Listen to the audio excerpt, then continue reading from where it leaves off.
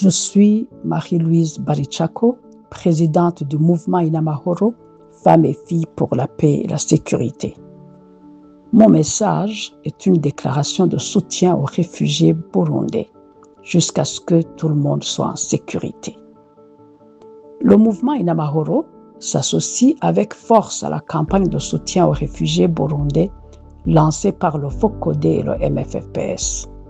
Nous exprimons notre solidarité la plus profonde et notre soutien indéfectible à nos compatriotes contraints à l'exil, alors même qu'une partie de la communauté internationale semble aujourd'hui céder à l'illusion que le Burundi est pacifié et qu'il n'y a plus lieu d'accueillir ces réfugiés.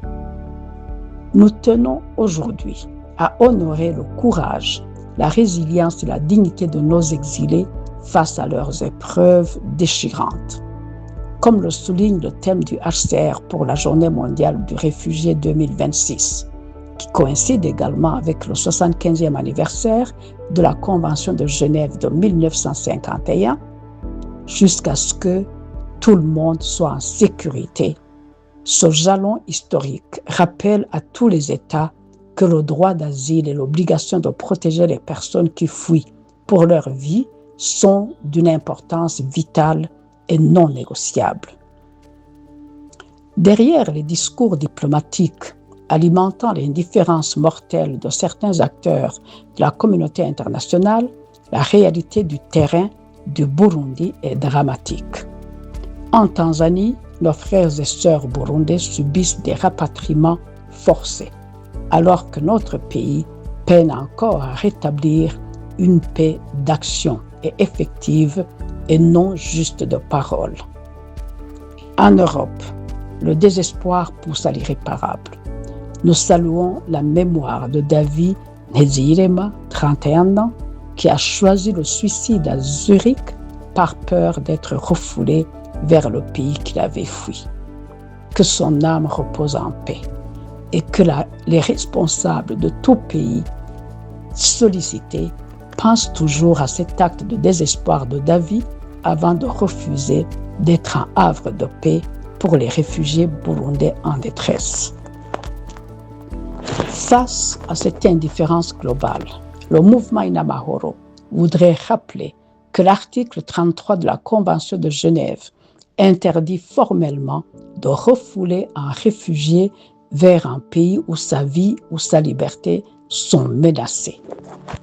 De même, la résolution de la Commission africaine des droits de l'homme et des peuples, adoptée à sa 33e session extraordinaire, tenue virtuellement du 12 au 19 juillet 2021, relative au respect du principe de non-refoulement des demandeurs d'asile et des réfugiés, condamne toutes les expulsions de demandeurs d'asile et de réfugiés par les États parties qui les exposent à des risques de violation dans leur pays d'origine, y compris des détentions, des disparitions forcées et des atteintes au droit à la vie, et exhorte tous les États parties à respecter le principe de non-refoulement sans restriction aucune.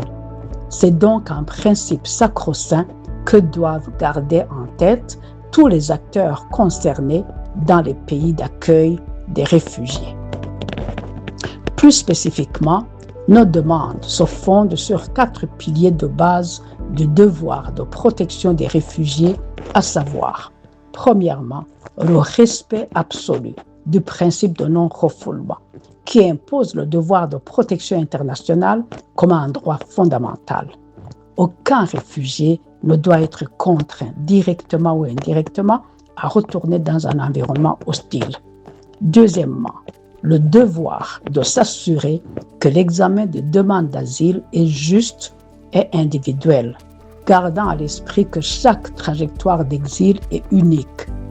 Nous exhortons les pays d'accueil à garantir des procédures d'asile transparentes, équitables et conformes aux normes internationales. Troisièmement, aucun rapatriement de réfugiés ne devrait s'envisager sous la pression politique, diplomatique ou administrative. Il doit être volontaire et éclairé. Forcer le retour des réfugiés est une violation flagrante des traités internationaux. Enfin, quatrièmement, nous tenons aussi à rappeler que la normalisation de la situation d'un pays ne se décrète pas, elle se vit au quotidien. Au Burundi, même si les dirigeants le nient, les causes de la crise de 2015 restent entières.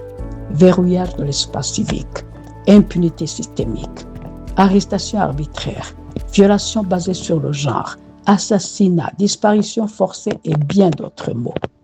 Ce climat de terreur justifie pleinement les craintes fondées de persécution chez les exilés.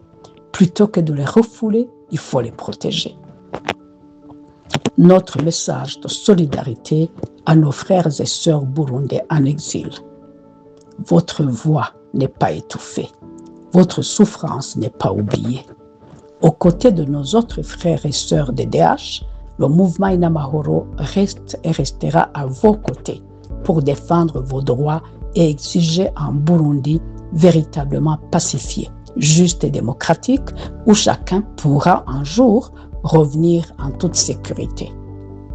Nous lançons un appel au gouvernement du Burundi pour qu'il garantisse la sécurité, la justice et la réconciliation nationale afin de créer les conditions de confiance indispensables au retour volontaire, digne et sécurisé de tous ces citoyens réfugiés sans aucune exception. Nous appelons la communauté internationale, les pays d'accueil et les agences humanitaires à rompre le silence. Ne détournez pas le regard.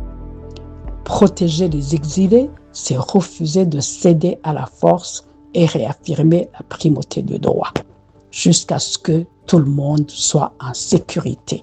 Merci.